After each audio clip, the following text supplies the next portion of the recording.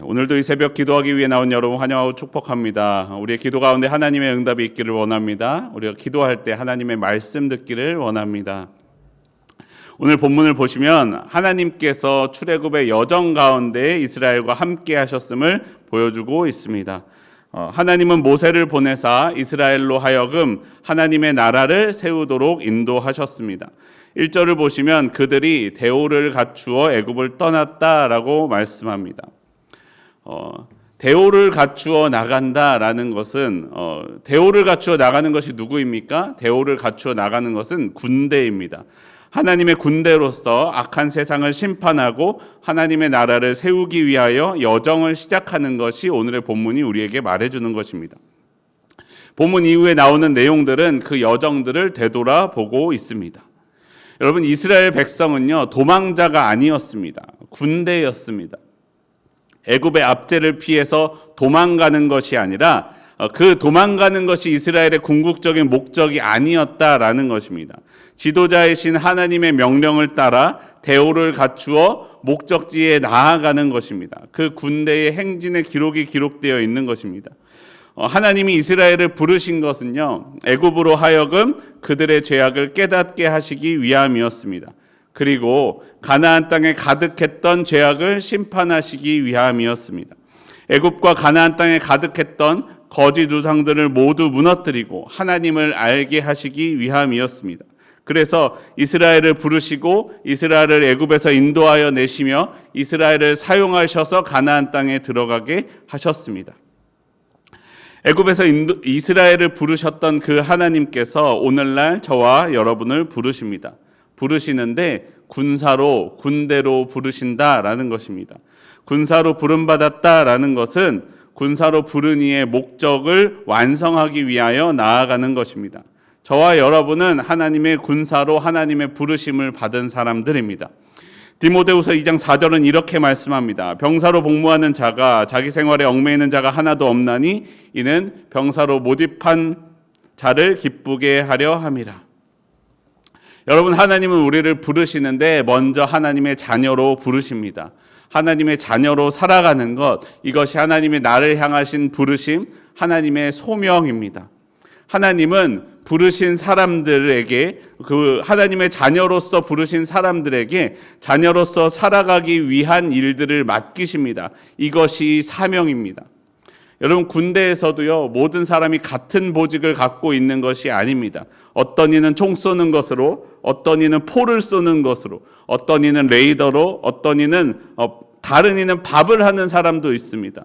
각자 맡은 역할은 다르지만 그 역할에 따라서 군대는 전쟁의 승리를 위하여 각자 맡겨진 일들을 감당해 나아갑니다.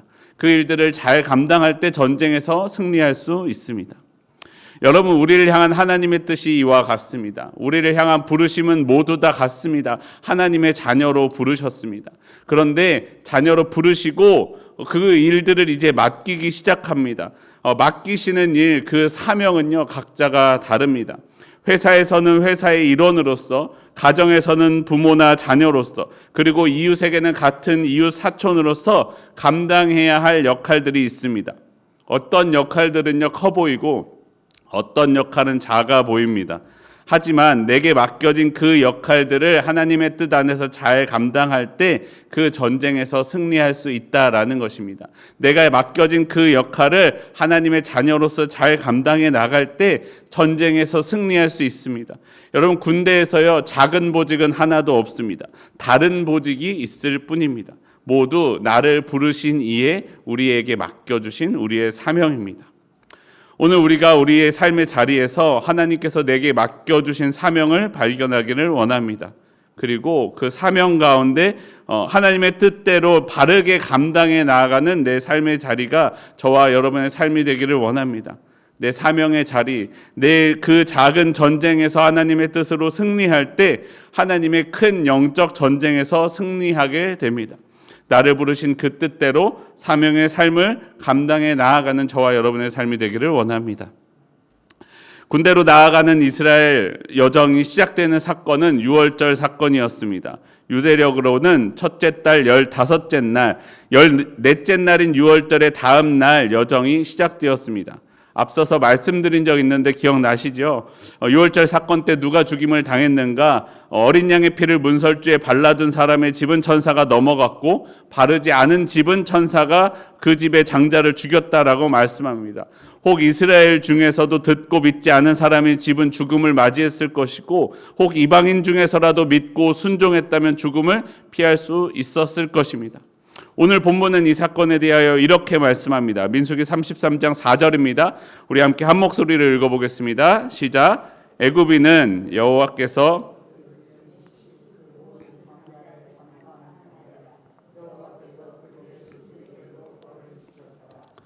이와 같이 출애굽 여정을 시작할 수 있었던 것은 하나님께서 유월절 어린 양의 피를 바르지 않은 이들 애굽 사람들의 장자를 치사 그 모든 장자를 장사하던 때였기 때문에 이 사건 출애굽 사건이 가능했다라고 말씀합니다.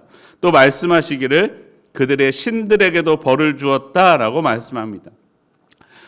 여러분 6월절의 장자의 죽음 사건은요 우리가 소위 10가지의 재앙이라고 부르는 사건입니다. 그런데 여러분 우리가 이것을 쉽게 10가지의 재앙이라고 부르는데요. 이걸 기억해 보십시오. 이것이 애굽 사람의 입장에서는 10가지의 재앙이 맞습니다. 하지만 우리에게는 10가지의 재앙이 아니죠. 무엇입니까? 하나님의 권능이고 하나님의 능력입니다. 애굽 사람 입장에서는요 이것이 재앙인 것이 각 사건들이요 애굽의 신들을 상징합니다. 개구리의 신, 파리의 신, 심지어는 태양신까지도 하나님의 뜻 앞에서는 아무런 힘을 발휘하지 못했습니다. 그들의 신들, 그 신들을 믿는 애굽 사람들을 심판하고 계십니다. 심판의 도구로서 그 재앙들을 사용하십니다. 하지만 이스라엘 입장에서는요 그것이 재앙이 아니라 이적입니다. 하나님의 역사하심입니다. 그래서 3절에서도 말씀하기를 하나님의 큰 권능, 하나님이 이스라엘에게 베푸신 큰 권능으로 그들이 나아왔다라고 말씀합니다.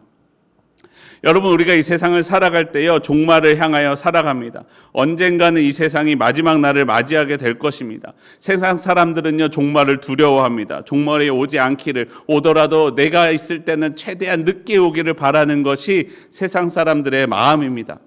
하지만 여러분 하나님을 믿는 우리에게는 어떻습니까? 종말의 날은 하나님의 구원의 날입니다. 하나님을 믿는 저와 여러분은 하나님의 구원을 받게 될 것입니다. 하나님과 영원히 함께하게 될 것입니다. 마지막 날에 우리는 주님과 함께 살아갈 것입니다. 그 마지막 날까지 우리는 하나님의 뜻대로 살아가면 됩니다. 그냥 알고 살아가는 것이 아니라 알고 믿어 그 뜻대로 순종하며 나아가는 것입니다.